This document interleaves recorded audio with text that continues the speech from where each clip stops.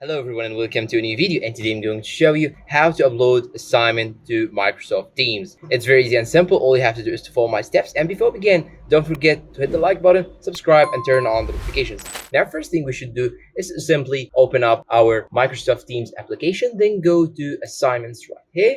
Then you should search for the assignment that you want, but here in my case I do not have an assignment in fact. So I'm gonna click one of the complete assignments and explain how exactly to do so. So click on the assignment that you want to submit it. Then here you will find a button that says add work. And after clicking on it, you will have to choose which type of file that you're going to upload.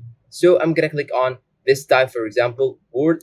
Then it will ask you to give it the file name and upload it from your device. So try to type the precise name of the file that you're going to upload. Then after that, you should click on attach. Then you will find that the file is attached right here. Then what you have to do right now is to simply click on turn in on the top right corner. And that is it. I hope this video is useful to you all. Thanks for watching and see you in a new video.